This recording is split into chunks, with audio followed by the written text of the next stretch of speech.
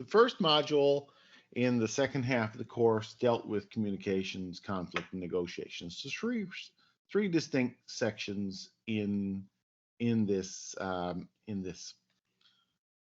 What is communications? Well, communications is really a process by which information is exchanged between a sender and receiver, how we relay information to one another. So when we look at communications, you can break it into a process, okay? And you should be very familiar with this process because that will probably be one of the questions that you will be asked in the exam is, how does this process work? Well, the process really works by having on both ends, we got a sender on one end, which is the source of the information, and we have a receiver on the other end, which is the receipt of the information. The information, the sender takes the information and sends it along. In order to send it along, they have to encode it. They write it down, they speak, they talk on the telephone, they type it into a computer. Somehow it's coded. And it goes through what's called a channel, which is some means, such as the telephone line, the internet, the mail system, the ear, any number of things would be the channel that it goes through. And once it's received, the receiver has to decode it or to put it back in terms that they can understand. So if it's a letter or an email, they have to read it. If it's a voice, they have to listen to it. Any number of things to decode it. So that message has to go through this channel in order to be received. The question is, how much of it is understood? Well, understanding really is dependent on a couple of things. First and foremost, there's this thing called the field of experience. And the field of experience exists in the individual. It is how much experience they have or familiarity with the topic. So if I started talking to you folks about the concept of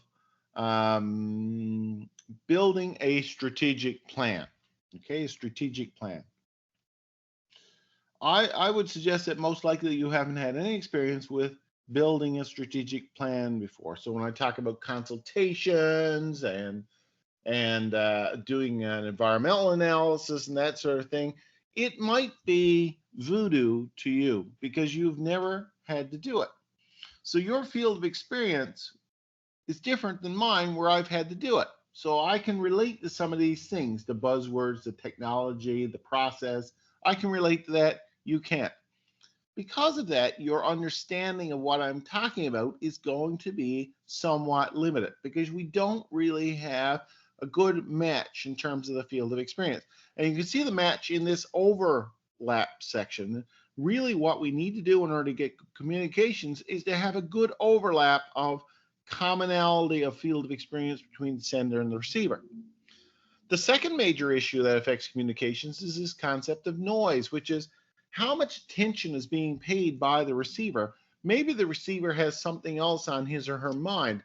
Maybe there's some form of distraction. Maybe they're asleep. We don't know.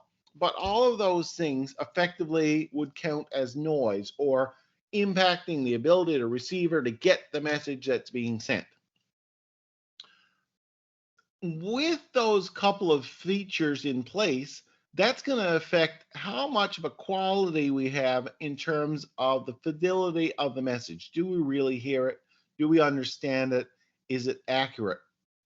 One way to improve the accuracy of it is to ensure that we have what's called a feedback loop. So the receiver, who is not necessarily clear, having received this information, can send back some feedback and say, well, I don't really understand. Could you explain this part to me again?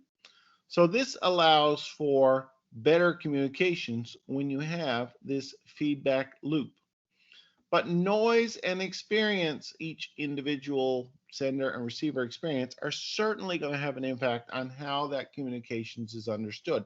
So you should be familiar with this concept and the processes that affect the understanding in that concept of field of experience and noise. The second major thing that's discussed here is the concept of formal versus informal communications.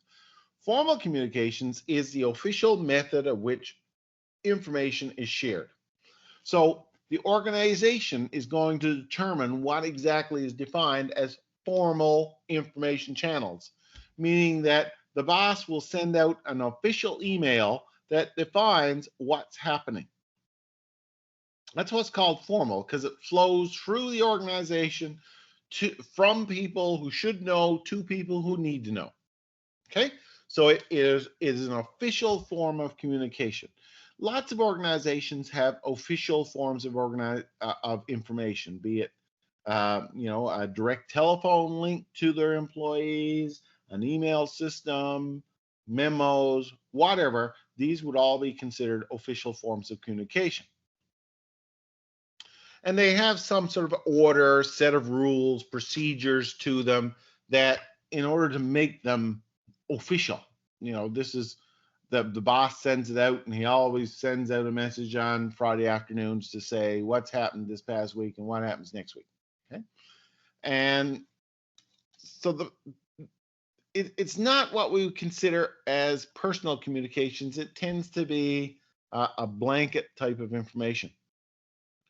Informal communication, on the other hand, is much more common in organization. It's people getting together around a water cooler to chat. It's not an official channel. And because it's not an official channel, all kinds of information flows, be it correct, incorrect, slanted, biased, anything at all can flow through the informal communication process. And there's a huge amount of information. And the question is, what is real and what is not? What is true and what is not? What is irrelevant? What is not? So we call this informal communication structure the grapevine. The grapevine looks like it has many tentacles on it. If you look at it, when you buy some grapes and you pull the grapes off the vine, you'll see the grapevine goes down and it has lots of little spurs on it. And this is effectively how the communication flows. It's all over the place. So it is really the informal communications network, and it cuts across formal lines. There's no formal channel from a higher person to a lower person. It can go anywhere. So it's generally thought of as being a word of mouth thing or less formal emails, personal type of thing. And organizations really have no great control over this. And that is what gets problems, because oftentimes grapevines come with a degree of emotional charge, and there might be some distortion or bias in the information. So when we think of workplace communication, I won't go through the videos again. When we think about workplace communications, then we can see that this communication process, be it formal or informal, is often laced with problems or challenges that the organization puts in place or that the grapevine puts in place to limit the ability for someone to understand or to change the message so that what's understood is different than what was intended. We have a bunch of these, and they're called barriers. They're barriers to effective organizational communication. The first one that's described is something called filtering, which is a tendency to water down the message or to change the message or to only give the good parts and they ignore the bad parts, or to only give the bad parts and ignore the good parts. So it ensures that not everybody gets 100% of the message. Okay. Sometimes organizations try to filter information purposely to shelter people from really bad news. We're sick as opposed to we're dying. But the problem with filtering is at the end of the day, the news is the news. And if you don't know that you're really so sick that it is life-threatening, it's protecting you in one sense, but the fate is effectively the same. Many managers try to get rid of filtering by being as open as possible with their employees, open door policies, limiting the amount of distance between the manager and the employees, keeping the number of employees that a manager is responsible for down, these sorts of things. Another important barrier to effective communication is something called selective perception. And selective perception exists in our heads. Okay? It refers to the filtering of what we see because it suits our own needs. It suits our own needs. I only hear what I want to hear, and I only see what I want to see, is the old terminologies that often arise. You come with biases, or you don't read things closely, or you have a particular disinterest in something. So as a result, your perception is saying, nah, don't look at that too hard, or yeah, look at that one hard, but ignore that other one. So this selective perception causes problems for us because we're not getting the full message. And another factor is that we really don't do this consciously. A lot of this stuff is being done unconsciously. We don't notice things. It doesn't interest us. However, it could be very important. We also have this issue of defensiveness. Now, defensiveness is when someone's really not liking what they're hearing and they basically try to stop hearing it. So it puts up a barrier to effective communications, because what happens is that person doesn't like what they hear and they're saying, no, I'm not going to listen to you. I'm basically going to ignore what you're saying. And it's the old fight or flight approach that is natural in our human nature, and that if we feel threatened, we want to either run away or fight back. And we got fight, flight, freeze, which is the deer in the headlights effect, or faint, which actually just fall asleep. So these defensive behaviors are very concerning, particularly in the workplace. Organizations often deal with defensive behaviors in the form of emotions. People will get upset, or people won't hear, and this can sometimes cause some problems in being able to communicate effectively. Another form of organizational communication problem is when we give people information overload. I cover the material too fast. You can't absorb it all. What? You want me to do this, and this in 2 minutes? I can't do all that in 2 minutes. Or the test is covering too much. I can't remember all that. This is what we call information overload. And it can be defined as occurring when the information processing demands on the individual's time to perform the interactions just can't be done it exceeds the capacity. It just can't be done. So messages reach us in countless ways, countless number of messages. We got to zone some things out in order to really be able to manage all of this information. Another big barrier to effective communications is language, particularly jargon in organizations. ACOA and the MSc program that's applying for MOUs with all of this is government gibberish that general public does not understand. And because of that, the general public won't understand what people are talking about when you're within an organization that uses a lot of jargon. So the reason we use jargon is efficient. It's easier to say ACOA than it is the Atlantic Canada Opportunities Agency. But unless you're in the know, you don't know what ACOA stands for. So jargon is common in organizations, particularly high technology organizations. But the problem with it is, unless you're in the know of what these terminologies mean, you could be misinformed. 50% of all communications is nonverbal, meaning our body language really tells us what we're seeing. I can't see you now. I don't know if you're asleep or eating a sandwich or gone watch soap opera. So I have no nonverbal feedback in this environment that we're in here now. In the classroom, I can see you and I can see that you either understand or don't understand. So that poses a real challenge for me. There's no nonverbal language.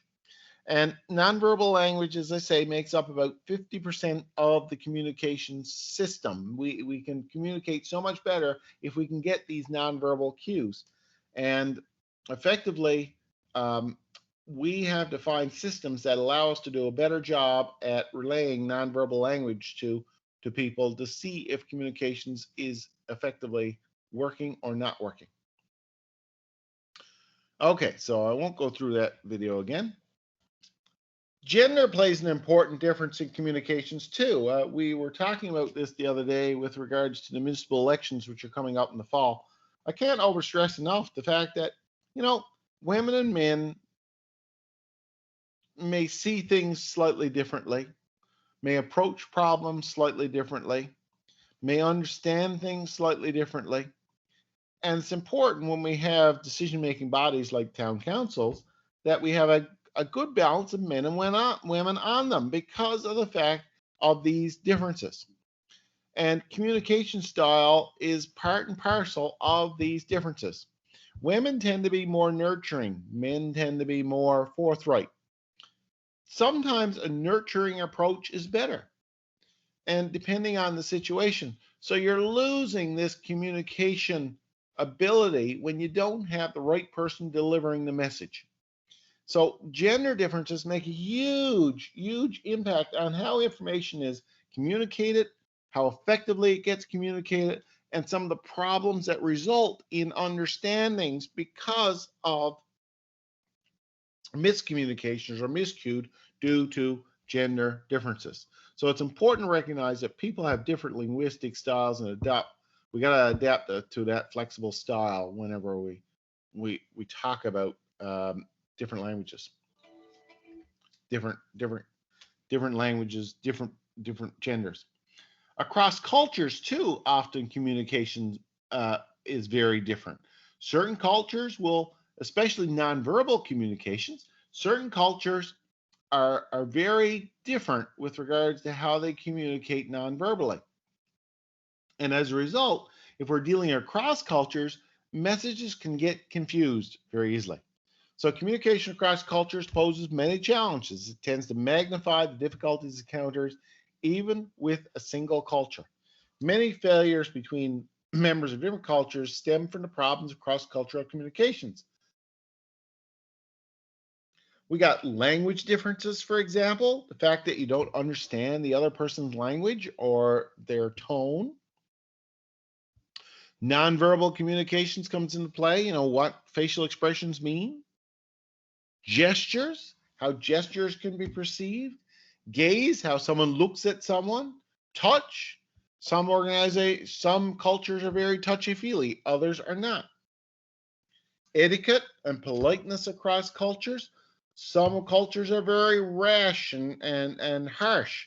Others not much more consoling, we'll call it.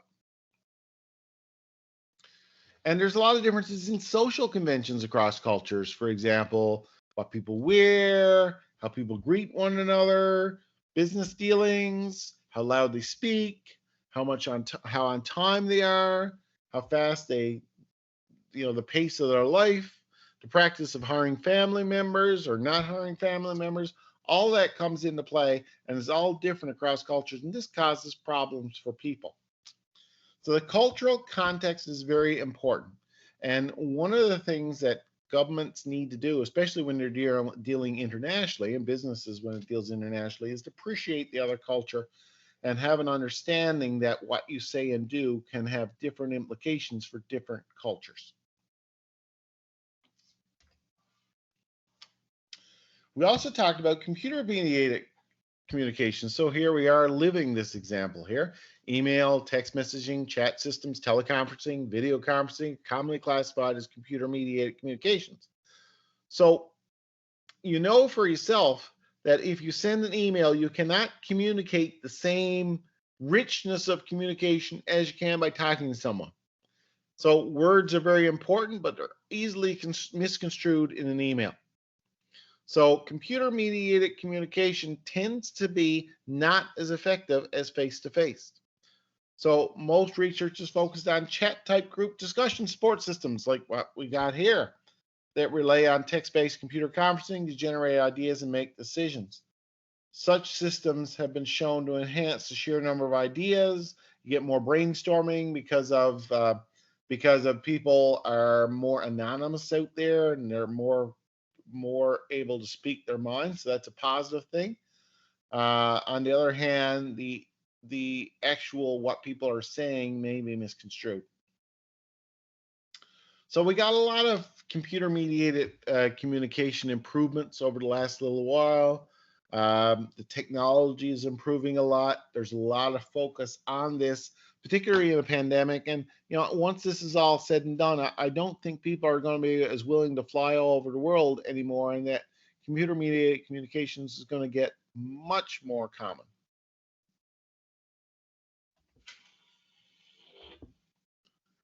So what do we need in order to be effective communicators? Well, we need to take the time. Number one, take the time to choose your words, choose your speech, be aware of the factors, who you're talking to, different gender, different nationality.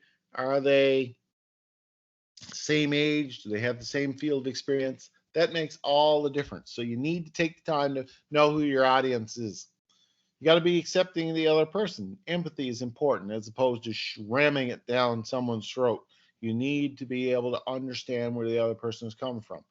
And you got to be careful too and not point fingers at a person. You got to deal with the problem, not the person. The person is who you're speaking to, but the problem is something totally different. So you got to focus on behaviors rather than attributing motives, for example. Be sure that your words, thoughts, and feelings are all in congruence. If you're saying you're happy, your facial expression has to be you're happy. You can't be saying you're happy, but your face is sad. So we need to make sure that the words, thoughts, feelings, and actions are all the same. Active listening is important. Think about what the person is saying. Analyze what the person is saying. Consider their body language. Can you paraphrase what they're saying? Show some empathy, ask questions, use that feedback loop. Give timely and specific feedback. As I say, use the feedback. And when in Rome, if you're in a different culture, make sure that you're very cognizant of that culture and be respectful of it. And effectively, the one that kind of is key on all this, the kingpin more or less, is to say, look, if you're unsure, assume that you are different and be very careful of what you say. So be very careful of what you say and how you say it in order to encourage the most possible understanding. So that's the Communications Unit 6. Any questions on that? No questions. Okay, well, let's All take good. Okay, excellent. Well, let's take a look at Unit 7. Unit 7 dealt with leadership. And when we look at leadership, what we're really trying to do is to figure out what are some of the key features of leadership and some of the theories that have emerged on how leadership roles, okay? So leadership is effectively the influence that a particular individual exerts on the goal achievement of others. So how do you encourage others to do what you ask them to do? Okay, so leaders out front, how do you get people to follow? So,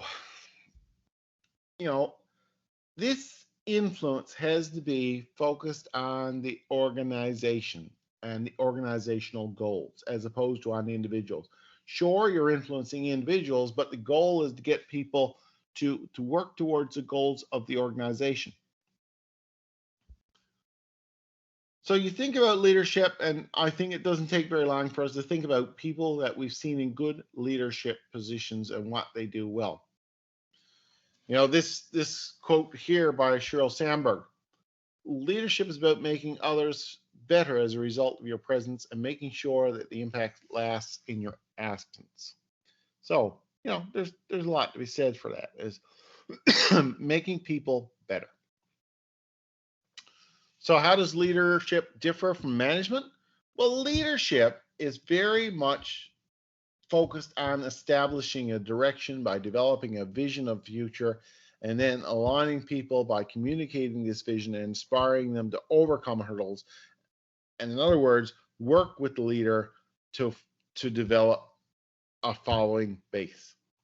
Managers, on the other hand, their job is to make all that happen. They're not visionaries, they implement a vision. They're not strategy makers, they implement the strategy.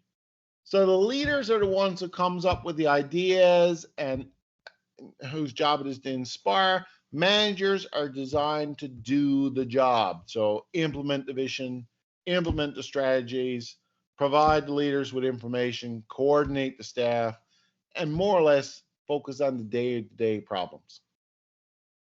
So organizations need strong leadership to plot a path. So those are the people, for example, who read the map, and strong management. Those are the people who drive the car. So you can see that there are distinctive differences. Here are some of the distinctive differences. You should be very aware of these distinctive differences. What do management do? What does leadership do? So management engages in day-to-day. Leadership formulates long-term objectives.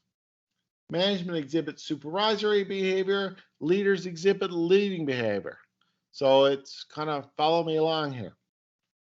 Manager administers subsystems within the organizations. Leaders are very innovative for the entire organization. Management asks how and when to engage in standard practice. Leaders ask what and why to change standard practice. So leaders are very much change focused. Managers are very much status quo focused. Okay. Different types of influence. Transactional influence, that's you do this for me, I'll do that for you. That's what we mean by transactional influences. So induces compliance and manifest behavior using rewards, sanctions, and formal authority.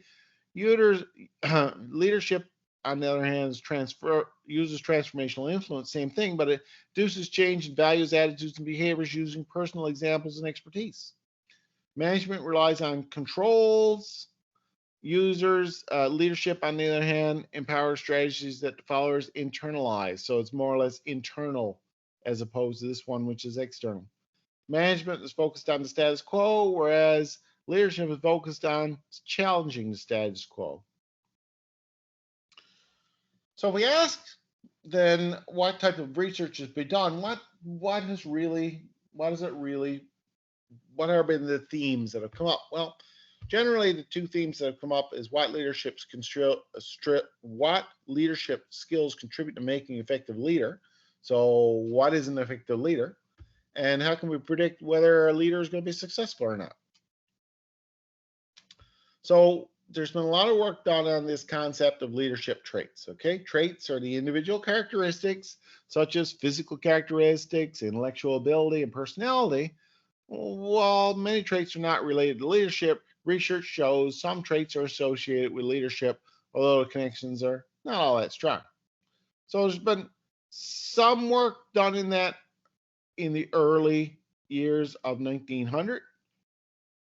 More recently, we've had this big 5 factors personality theory come up, which talks about agreeableness, extroversion, openness to experience, and so on. These things tend to be more aligned with good leaders, and the fact that they're agreeable, they tend to be extroverts, they're open to experience, they have the positive features of personality. So if we break it down, then there's really 3 general types of leadership theories. There's trait theory of leadership, which relies on inherent traits in people that make them good leaders. There's behavioral theories of leadership, which looks at what behaviors do people exhibit that make them good leaders. And there's contingency theories, which contingency kind of takes a combination of traits and behavior, and it says, look, the type of leaders are flexible in that they use a certain type of leadership, be it a trait type skills or behavioral type skills, in order to get work done. It really depends on the situation. So it's contingent on the situation that they're in, the type of leadership style that they use. So trait theories, leaders have a particular set of traits that makes them different from non-leaders. Trait research provides the basis for selecting the right people for leadership based on the person's innate abilities. So you could argue that people are born leaders. Okay. Trait series of leadership focus on personal qualities. So we think about what is it that people should do? Well, here the answers are really what doesn't work for people. Key studies find that 39% of supervisors fail to keep promises. 37% failed to give credit when it was due. 31% said their supervisor would give them the silent treatment. 27% supervisor made negative comments. Invaded privacy. Blames others. These are the things that good leaders don't do. Okay? So if we look at the trait theory, I got that little video there. I'm going to skip past. Oops. When we think about traits, we have to ask ourselves, what are some of the key traits that leaders should exhibit? Well, emotional stability is number one. And this goes dovetail with what we've looked at before in terms of personality. We talked about the 5 factors in the early part of the course. This is why I say you get into some of this overlap. Emotional stability is one of those 5 factors. And that is, tense situations happen. Is your leader got their head screwed on so that they're not falling apart when something goes wrong? So tense situations are virtually inevitable in one's personal life. An effective leader must be able to find ways to overcome personal feelings when they need to make rational decisions. Emotional stability also increases employees' trust in their leader. They want someone who's a stalwart. Willingness to accept responsibility. Effective leaders take responsibilities for their actions. They're not blaming someone else.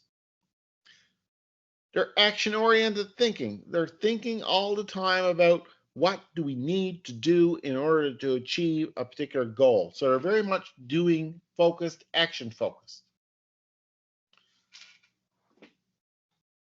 Another important thing is that they're competent in what they do. They're competent in completing the task. So effective leaders have the ability to lead by example. They show people how to make decisions, on which these decisions are based. We talk about evidence-based decision making. They can clearly display evidence for why they made a decision the way they did it. They have to understand the challenges that the people under them face. Childcare, family members, sickness, these sorts of things. They have to appreciate that everybody is not 100% all the time, and that they show empathy towards those people. They appreciate that they're human. Another thing that comes into play oftentimes is communication and charisma. They gotta have excellent communication skills that we've talked about in the previous section, but they also have this je ne sais quoi called charisma, which is an ability to be an inspiration to people by being nice and good, and people will naturally follow them. They have to be able to take complex ideas and break it down into simple concepts very easily. And they have to have ambition and need to succeed. They have to have strong motivational skills, and they have to have courage and resilience to stick-to-itness. Perseverance, again, more stick-to-itness. Good, strong moral standing, because really that's all that you have to go on is, you're trading, when you're a leader, you're trading on your ability to be honest. And confidence in decision-making and adaptability. So all of these things tend to be what are always shown in the research as being the key attributes of a good, solid leader. And trait theory says that good leaders have these things. The problem with it is that trait theory has not really received a lot of positive feedback from scholars out there. Yeah, you can make an argument that people are born with those things, but people can learn them too. So, if anything, the strongest evidence comes from the personality, the big 5 elements of personality. What are the key elements of personality? And let's put those in place. And traits do a better job predicting the emergence of leaders as opposed to actual leaders. Which ones are more likely to become leaders? We're also introduced to the concept of the Peter principle here, and that is, if you're so good to be a leader, you're going to get promoted. If you prove as you come into work and you prove to be a really good leader, you're going to get promoted. And if you're really good at that, you're going to get promoted again. And if you're really good at that, you're going to get promoted again. The trick is you're going to get promoted to the point that you're no good at what you do. And the Peter principle is effectively that. Someone will get promoted to their highest level of incompetence. So the leaders we have in organizations are no good because the fact is they've all ended up there because they have exceeded or gone past the leadership that required them in their previous job.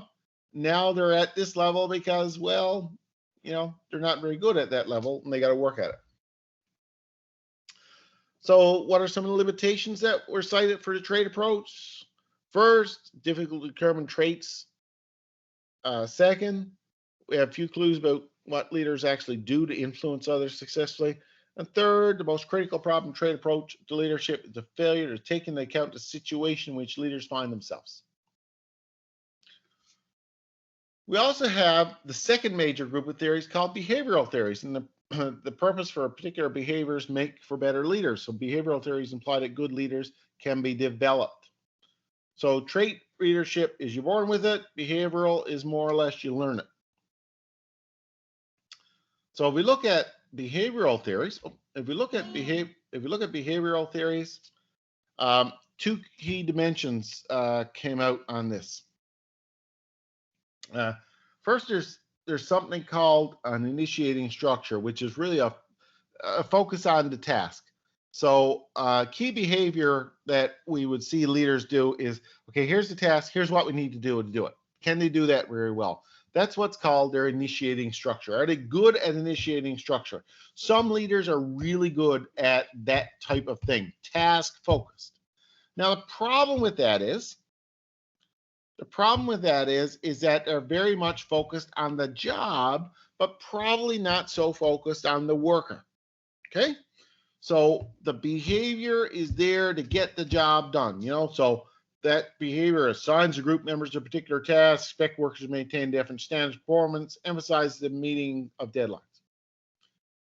However, the other side of the coin is that these behaviors to get the job done is one aspect, but the other aspect is what do they do with the people that's working for them? Do they take consideration of those? So consideration is really the next component. And that is, do they have mutual trust, respect for the employee's idea, regard for their feelings? So leaders that have high consideration helps employees with their personal problems, friendly and approachable, treats employees as equal, expresses appreciation. So they're people focused. So the question is, are you work focused?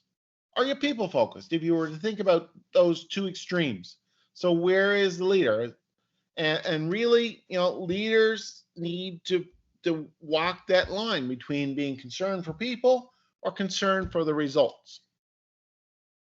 And we can see that this is reflected in something called leadership grid, which says, okay, look, we got a very high concern for people or a very low concern for people.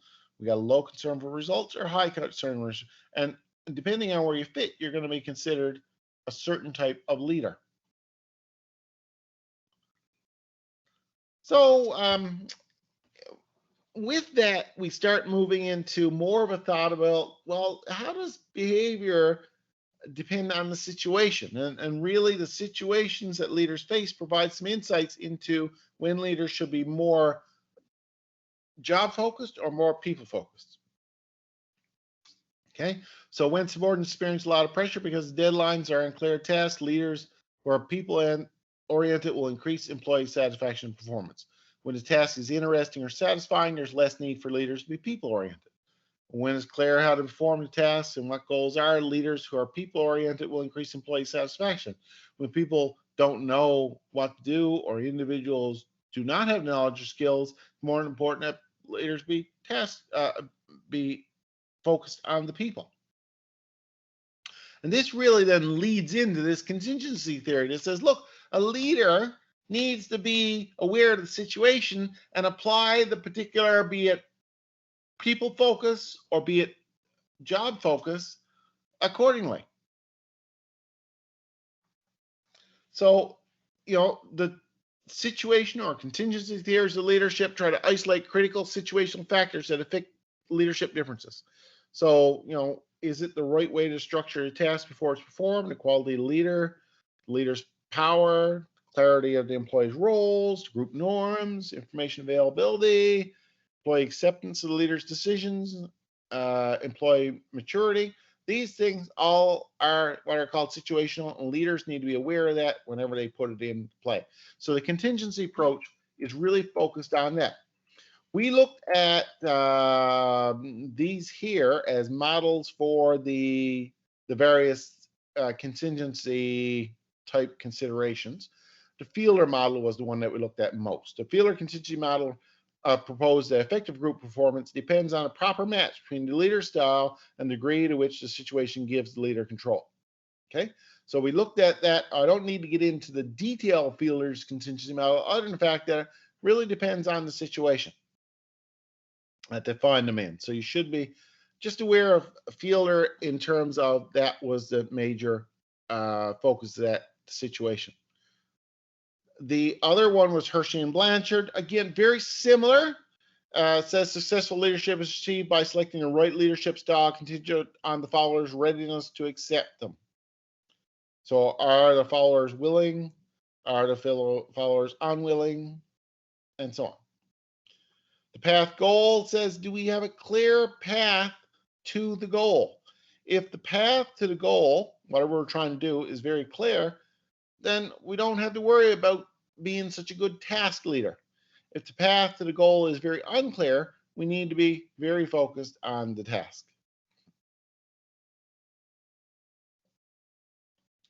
So we talked about styles of leadership, and they run the gamut between autocratic, I'm going to tell you what to do, and you're going to do it.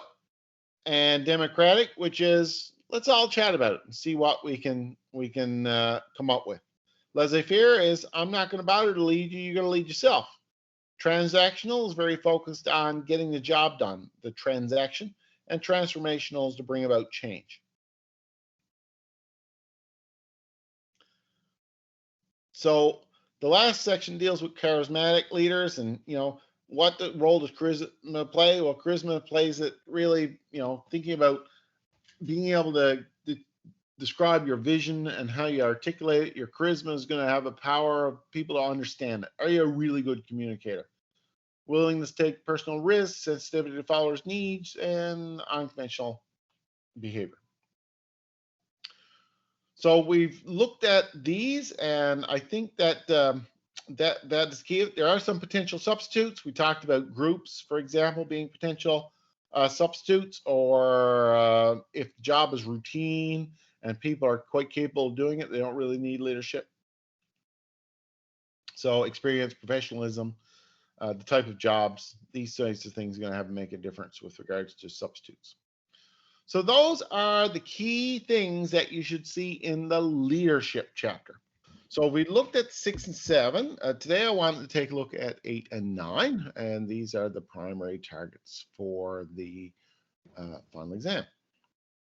So first and foremost, we introduced this concept of decision making, and wow, it's not easy to make a decision. So the question is, how can we make a decision that's more likely to yield positive results? Okay,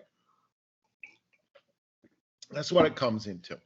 So the positive results in the decision making usually occur when we use some sort of I'm getting feedback. So positive results in the decision process usually result when we use proper decision-making methods. So the question is, how can we make better decisions that use these properly developed decision-making methods? Okay. Well, it is much easier to make good decisions when the problems are good. So the first thing we look at is, well, what are the two basic types of problems that we run into? Well, we either run into a well-structured problem or an ill-structured or a not so well-structured problem. Well-structured problems are ones that are very clear. The situation that they fall into are very clear and stable, and that we clearly know what we want to get out of it in terms of what we want the outcome to be in terms of our actions. So if those things are all clear, we say this is a relatively well-structured problem. So a well-structured problem, for example, could be we just had a foot of snowfall and we need to clear the snow. Okay, you know what you got to do. You've cleared snow before, so you know how to do it. You got a shovel there. You know how the shovel works. You don't have to relearn. You got to put on some clothes to stay warm, these sorts of things. So we got the state is very clear. We've done this before. We've seen this. We know how to handle it. And the solution is very clear. We know exactly what we have to shovel, where the snow needs to go, and these sorts of things.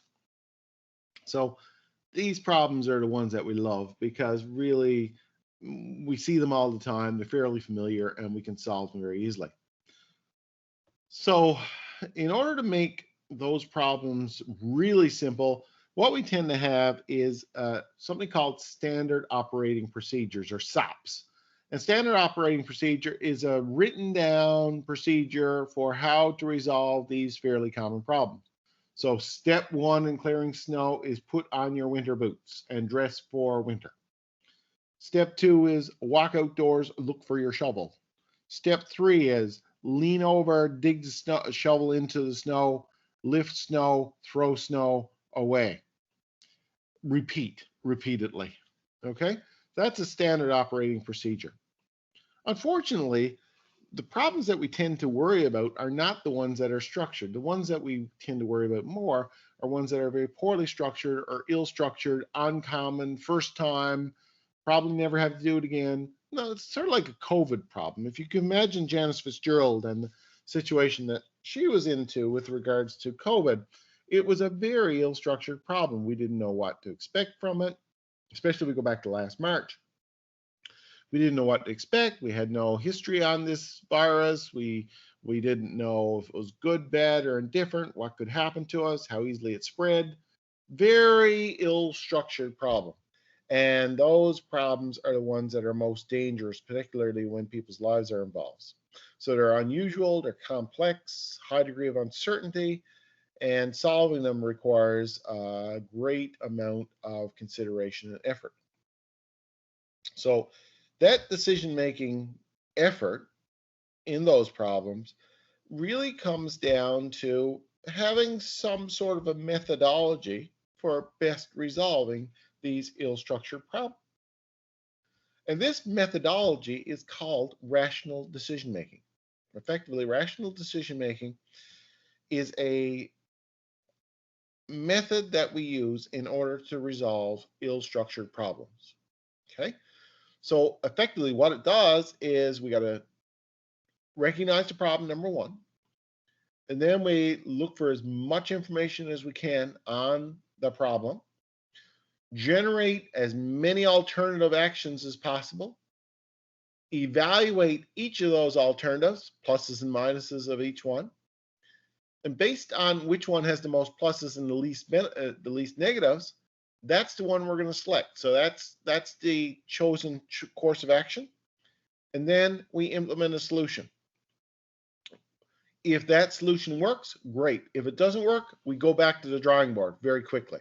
So it's a loop back type of problem. And you can see here, it is embodied in a graphic. So we define the problem, identify the criteria, figure out what weights the criteria, develop some alternatives, evaluate alternatives, select the best alternatives, and this constantly rotates around. So this 2 and 3 really is information search. Identify the criteria, allocate weights to the criteria. That's going out and pulling as much information as possible, finding out what information is important, not important, and developing alternatives, evaluating the alternatives, selecting the best alternative.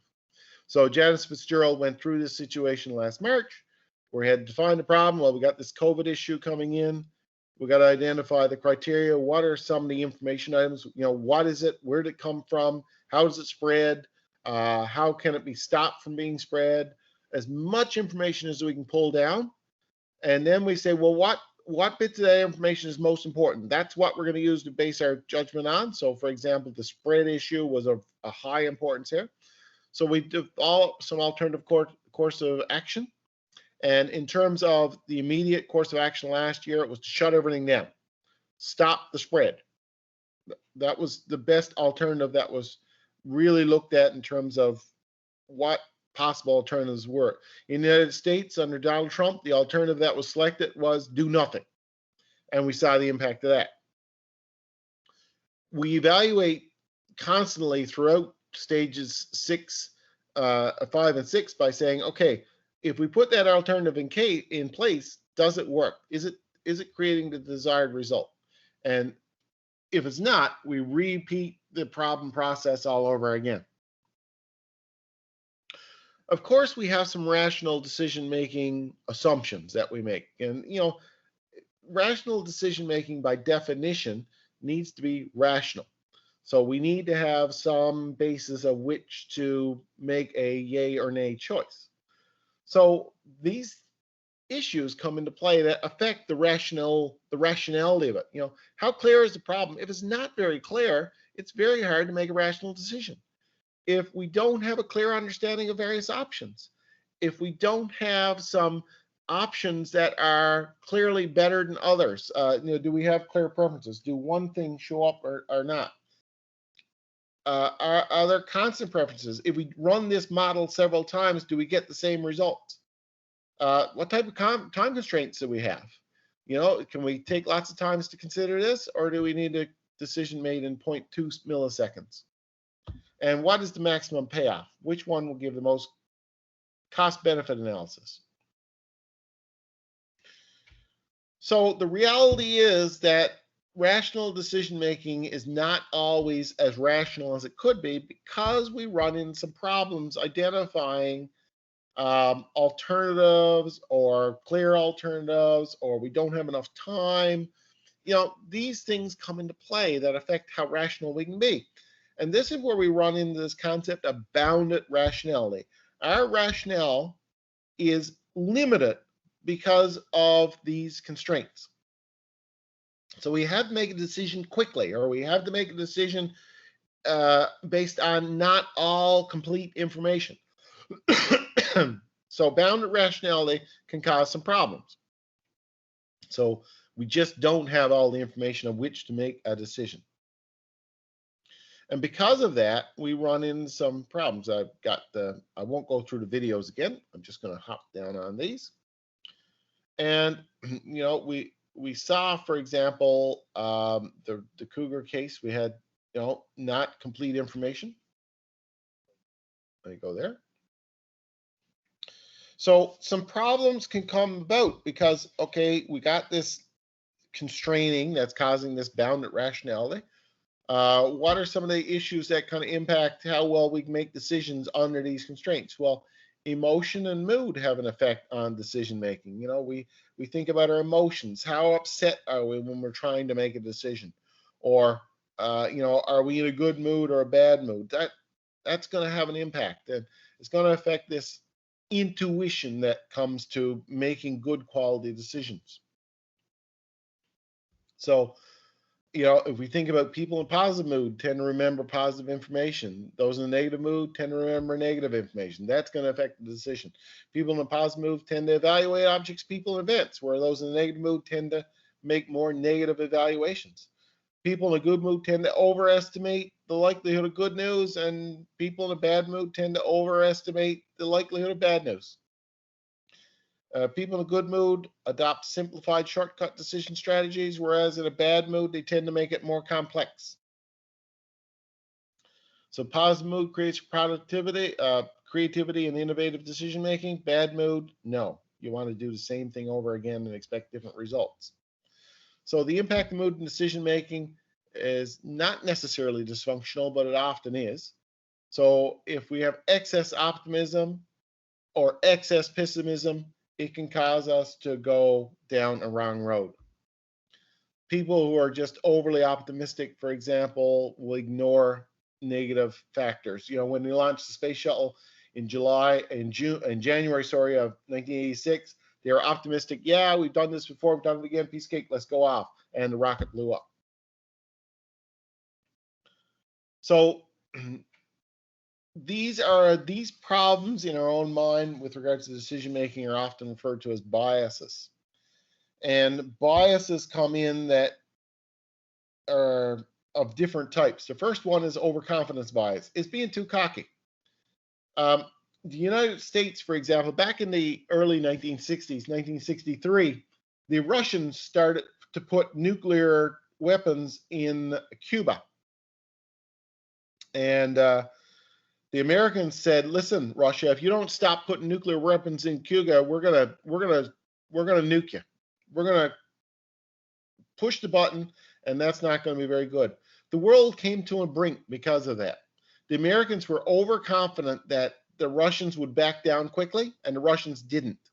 And it almost ended up in World War III. It was a very close call. And this was what was considered as overconfidence bias. And the same thing happened in Iraq, really, when the Americans went into Iraq. They won the war easily, but they neglected the fact of what implications would this have. And when those planes went into the World Trade Center in 2001, they realized, oops, maybe we ticked off a whole bunch of people, and now they're going to get back at us. So the overconfidence bias in that. We got anchoring bias that comes in too, which is really focusing on one thing and ignoring a bunch of other things.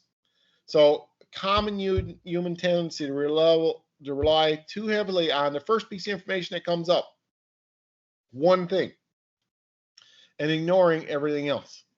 So the Americans focused on the fact that they easily won the war over in Iraq, and they ignored the implications of that. We also have another bias called confirmation bias, and it's kind of, we only see stuff that we want to see is a problem here. Sometimes it's called a my side bias. It's a tendency to search for stuff that favors our point of view. Okay?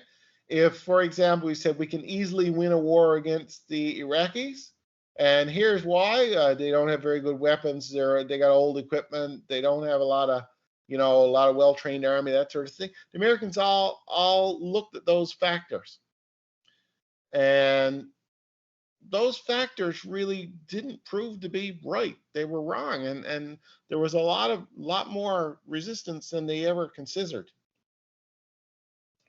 Availability bias, like confirmation bias, availability bias really looks at information that's widely available and ignores stuff that's not necessarily there. So what it says is that we have these pieces of information here in front of us, but it's not the full story. But that's all right, because this bit of information, we'll use this as our decision-making tool. So we really haven't considered a full analysis. We've only considered a few things. And we run into this term heuristics here. Heuristics is really a mental shortcut. So if we got this and this, then that must be true. And that's what we mean by a mental shortcut, is that we only got a little bit of information to go on, but that's good enough for us to make a decision. And sometimes those decisions are wrong because of that. And finally, we got this issue of something called escalation of commitment. Now, this is common. And it runs into the fact that, well, we're so far into this, we got to keep going.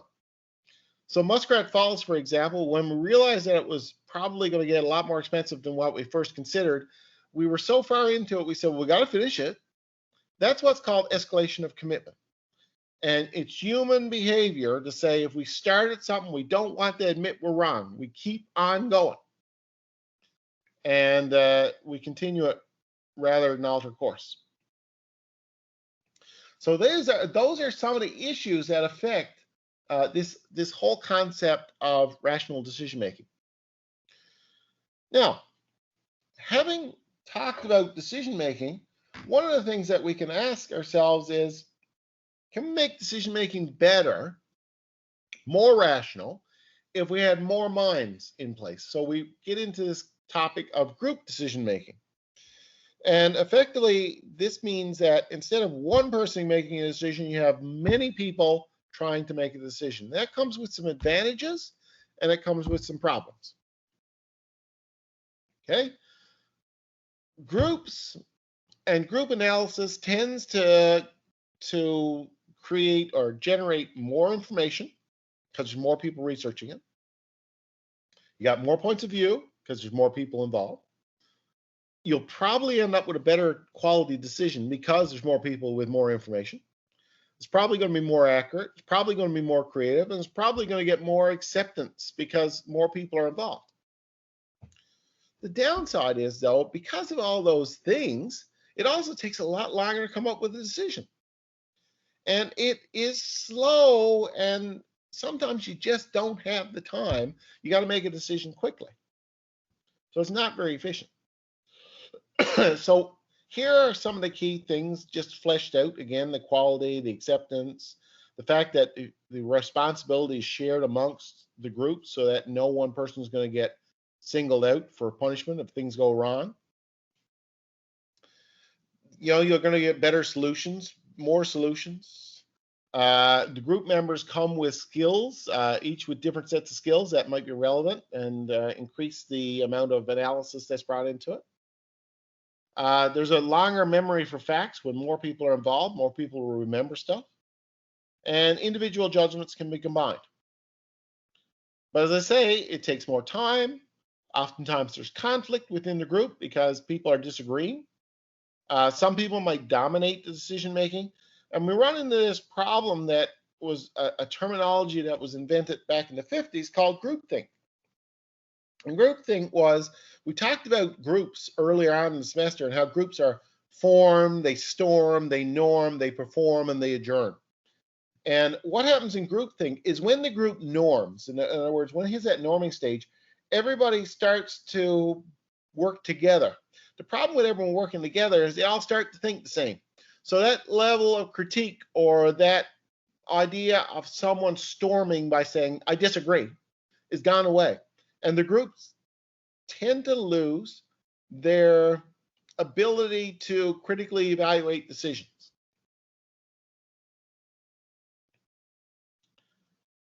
And some of the symptoms of groupthink that we see in groups, and this happens all the time, is that we got this illusion of invulnerability. In other words, we're Superman because we came up with a great solution. There's so many of us making the solution, it can't be wrong. And that's this invulnerability. You can't, it's overconfidence that comes because the fact that it's made in a group and there were so many people thinking about it, but still, though, so many can be wrong because they all think the same. We also got an assumption of morality. Is the group making a good moral decision? Well, by definition, it assumes that to be the case, but it may not be. There could be something called rationalized resistance, where group members rationalize any resistance to assumptions they've made. In other words, I won't say anything because the group can't be wrong, or more people agree with it than I do. I'm not going to be the sore thumb or that sort of thing. And peer pressure pairs into that, where the group pressures everybody to agree to the same standard. And this comes about and it causes a minimizing of doubts. People start to say, oh yeah, well, I got to agree with the group because the group's going that way. So we end up with this, what's called illusion of unanimity. In other words, well, everyone agreed or said they agreed, but the reality is probably not. So we saw how the Challenger disaster is often referred to as one of the classic examples of where very smart people start to think the same because of groupthink. So I got a little bit there on the evaluation of group effectiveness. So how do we manage groupthinks? Well, we make sure our size of our group doesn't get too big. Larger than 10, we run into problems. We encourage group leaders to play an impartial role. So the chairperson really should be responsible for keeping the group organized as opposed to being a part of the play. There should be someone who plays the devil's advocate. Someone should always come up and say, well, I don't think that this is right because here's the reasons. And it gets people to think. And sometimes stimulating active, discussion, but controversy within a group we'll call. Creating controversy in a group often gets people to start thinking about different perspectives. Groups and risk is the thing. So groups say, okay, we made a decision, the risk. Well, the good thing with a group is the risk is spread over a number of people. It's not just me making decisions, it's all of us. And that creates this sense that groups are this illusion of invulnerability. Groups can be more risky. Okay? So when group members are initially willing to take risks, they experience a risky shift after discussion. So what happens is when the group talks about stuff, they tend to be more risky and they'll make more decisions that involve a higher degree of risk. The opposite is also true, where groups get together, someone could make an argument otherwise, and the group could actually become less risky. So we run into this risk shift in groups where it can either become more risky or less risky, depending on how the conversation goes. How can we create a better work environment where groups are more positive and work towards more positive solutions? Well, in order to do that, one of the things that we do is try to create an environment where there's creativity in the organization. We do that by always challenging people, giving them the freedom to make decisions, giving them the resources that they need in order to make those decisions, allowing that the work groups are diverse enough and different enough to be able to get through and make good decisions. Give the support of management and the organization as well. We need to try too in groups to ensure that we don't run into moral lapses. In other words, focus them on making ethical decisions. So we try to get to make sure that when the groups make a decision that it's the right thing to do and how that decisions are principled.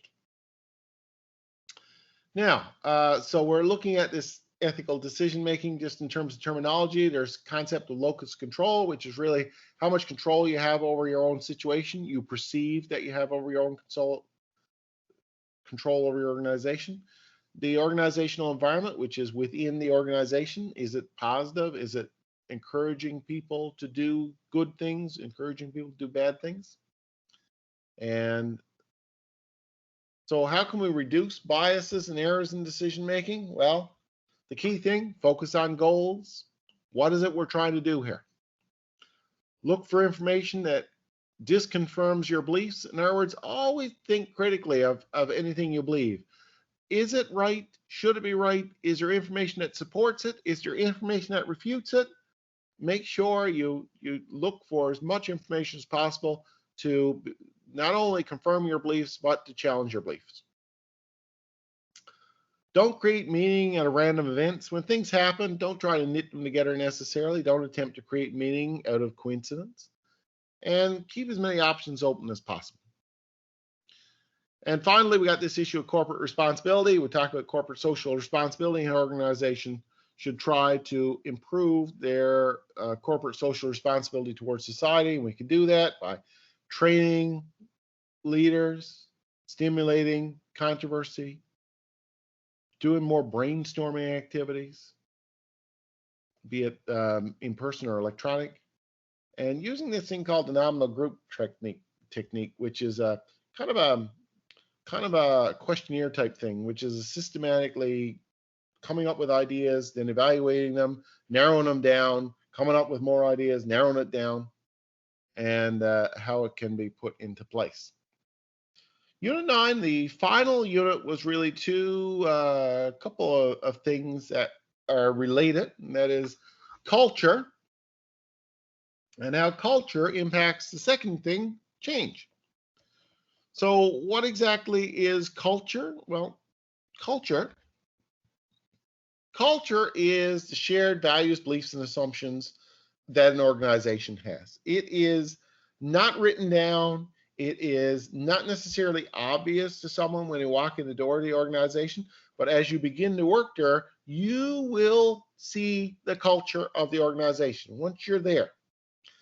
Now, the thing is with culture is it is designed to make the organization one. We have to consider that every organization is unique in their culture, and what it tries to do is to bring the organization of different individuals together to think of the organization one, to create oneness, to create a cohesion in the organization. And it provides stability to the organization on how things are done around here. So the good first, that has a lot of good. You know, it gives a shared perception.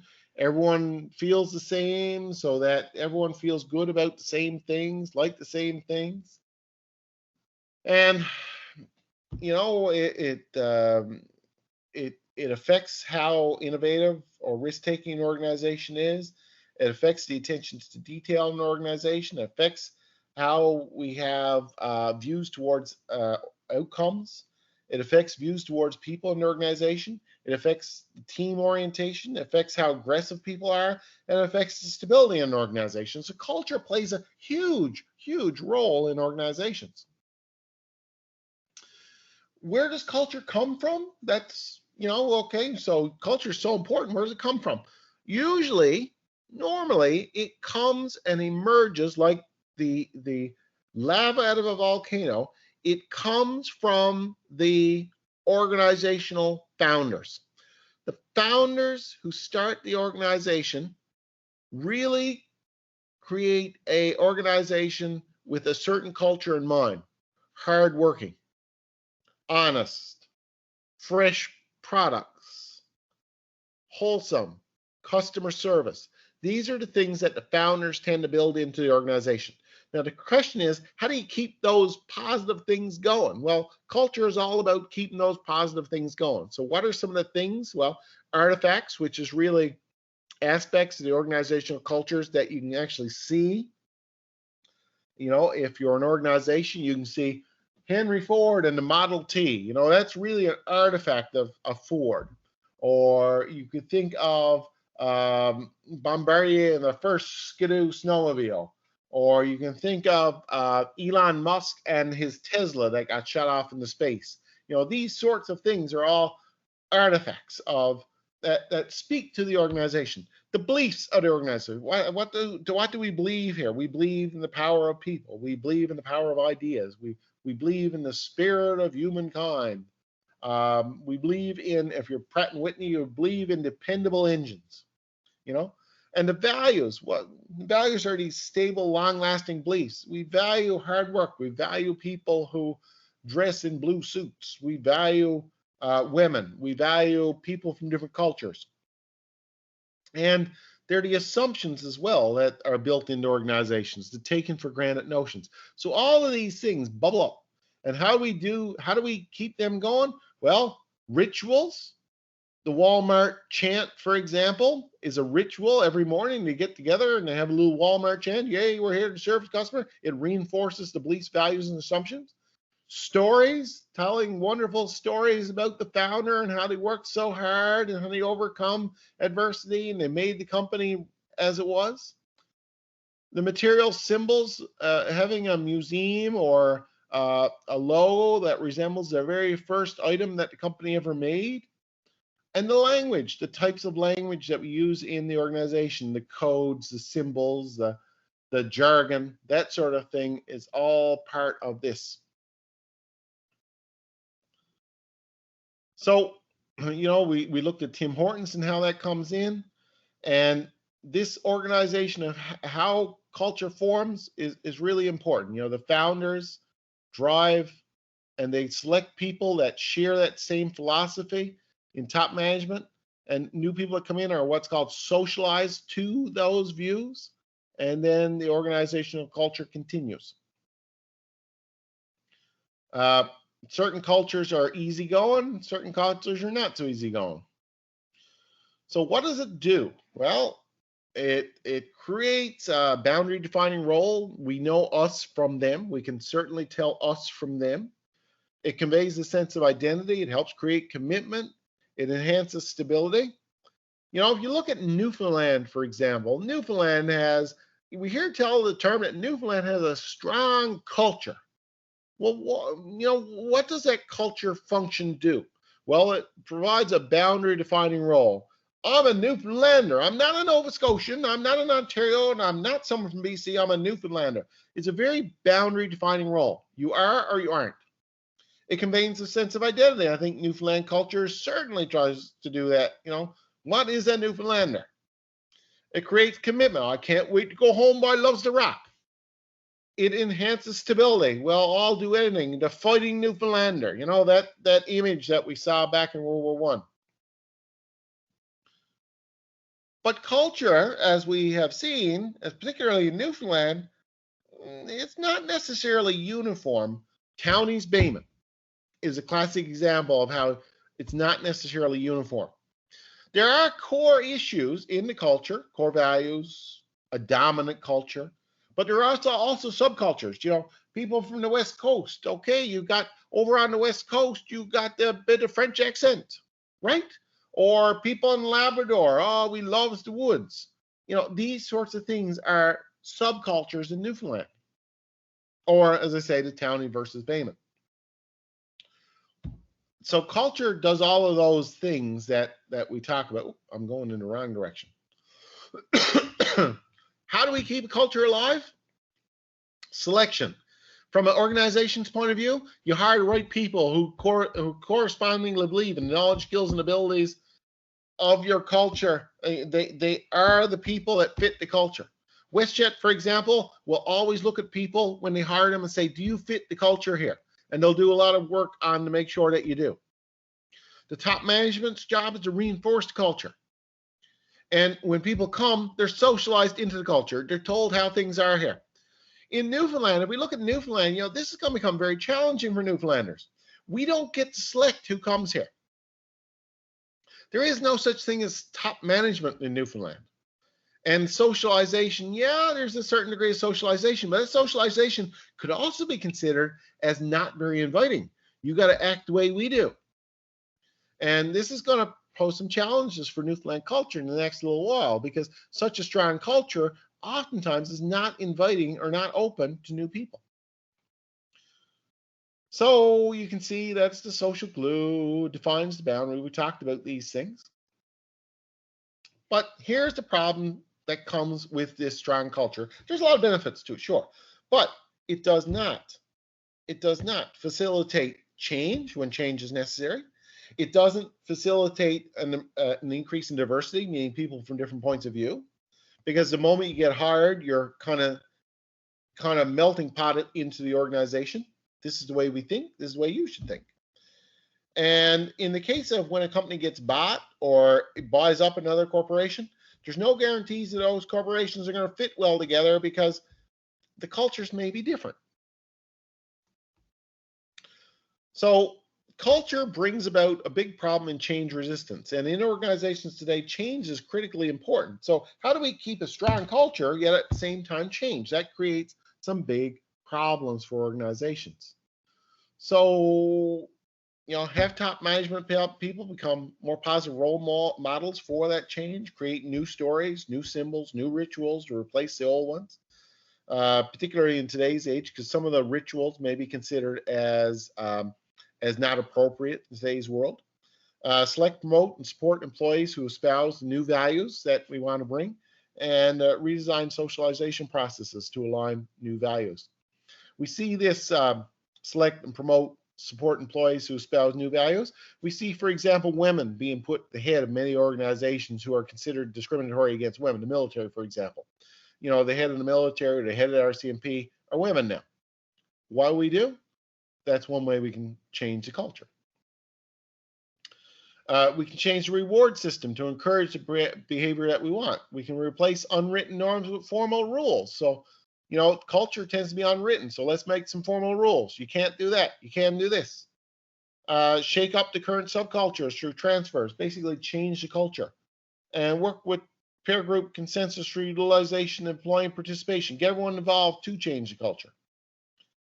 So, as I say, you know, this, if you got a steady culture, it affects the ability to have a diverse culture because the two don't mix. It's a bit of a paradox. And when you get bought up by another company, culture changes too. You know, how can culture in one company match another's? Well, you got some choices. You can assimilate, you can separate, or you can integrate. So assimilate means one of us, we absorb one into the other. So you start thinking like us. Separate means that you can have your little world, we'll have our little world, we'll both be one, but you stay in one room, I'll stay in another. And integration is it all joined together, taking the best. So we can bring about change. Usually change is very hard to bring about. How do we bring about change is the other issue that is looked at here. Well, a number of things have to happen in order to bring about change, particularly change quick. A dramatic crisis, turnover in leadership,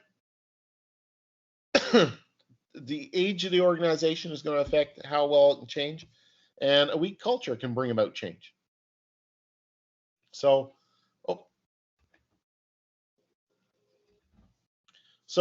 there is a bunch of theory out there, and this one here is probably the main one. This is Lewin's three-step change model. And really, it's a one-step change model, but it has three parts to it. We have something called a freezing, a moving, and a unfreezing, a moving, and a refreezing. And here it is right here. This is the best one I've seen for this. Here's where we are right now. Okay, this is what's called the status quo. This is how everything is. This is how everything is. We like the way everything is. Everybody is built around the way everything is. And there's people who say, no, we can't change the restraining forces. And then there's people who say, oh, we must change the driving forces. So how does that change happen? It's very difficult. These forces often balance out, so change is not very easy to do. So something has to cause the change, this middle line here. And as I say, usually change happens because of a dramatic crisis, change in leadership, depending on how old the organization is, and the culture, how strong the culture is. So those are the things that really impact change. So let's say, for example, we have a crisis or a major event. This will allow for this change to happen. This is called the unfreezing stage, this middle here. It unfreezes and allows this to move. So it changes. And then once it changes, it stays there again. It freezes back again. So the college is a good example here. You know, the college has been around since the college, since World War II. The college as we know it today, the trade school systems got built in the 60s. The college as we know it today is about 20 years old.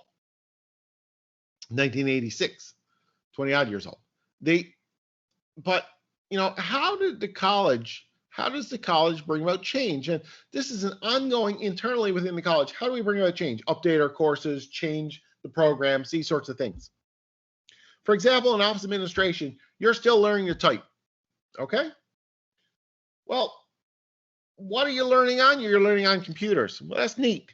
You imagine what the change problem was back in the early 1980s when we threw out typewriters and we brought in computers.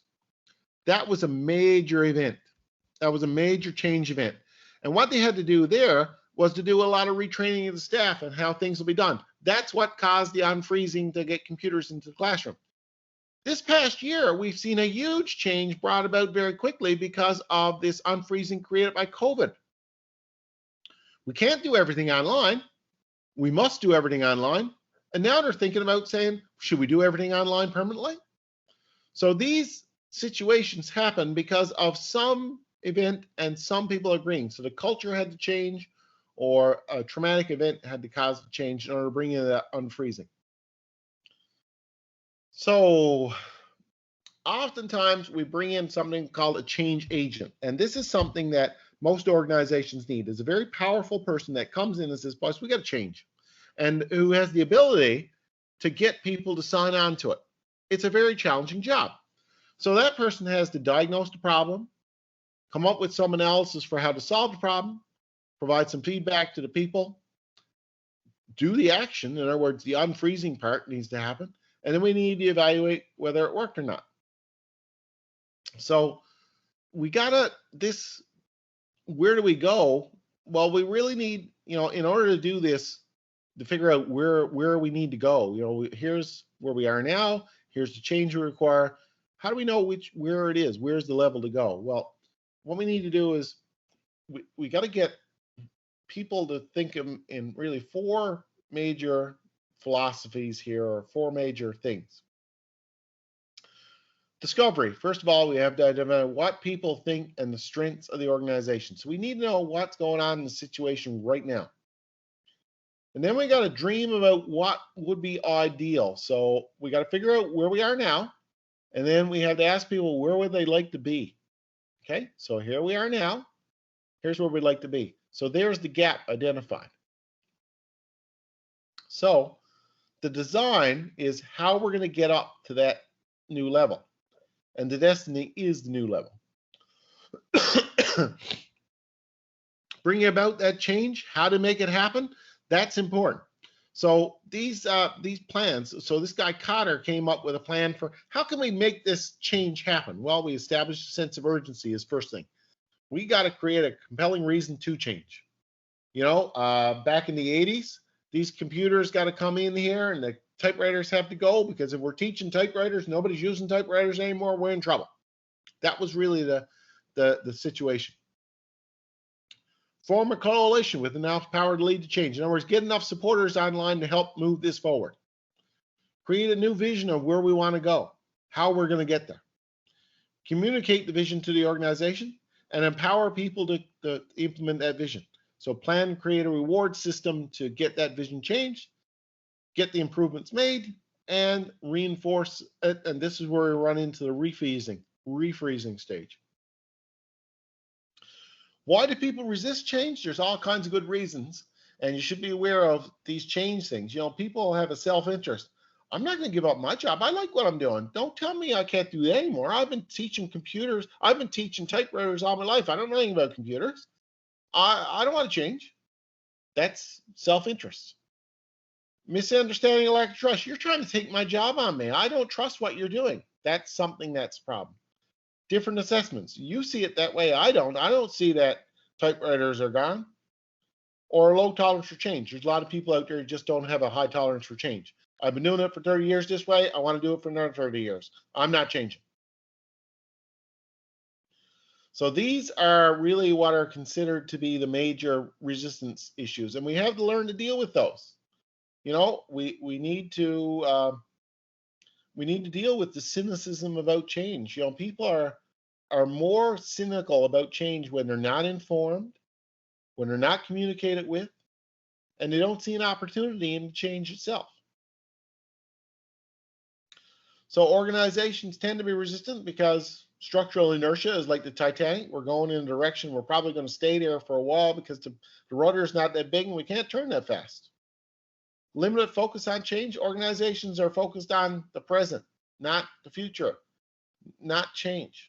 Group inertia. We're used to doing it this way. Threat of expertise. You know it all. You're telling me I got to change. I don't believe you. Threat established power relationships. You know it all. I don't want to change. You know, you got the power. I don't like that. I'm not going to change. I'm not doing it. Threat of established resource allocations. In other words, I've got a nice size budget now, and you're going to threaten to take it away from me. I'm not going to argue. I'm not going to change and have that happen. So how can we overcome resistance? Here are a bunch of concepts: education, communication to the staff, get people participating, build support, develop positive relationships, implement change fairly, make sure people are fairly treated. Sometimes you need manipulation and co-option or coercion, but the idea is to get people to embrace change. So those are things really we looked at in this course. That is the whole 9 yards. There is the course for you right there. I want to thank you all for coming to this. I appreciate your feedback and you being here every day. Thank you very much. I wish you all good luck in your programs.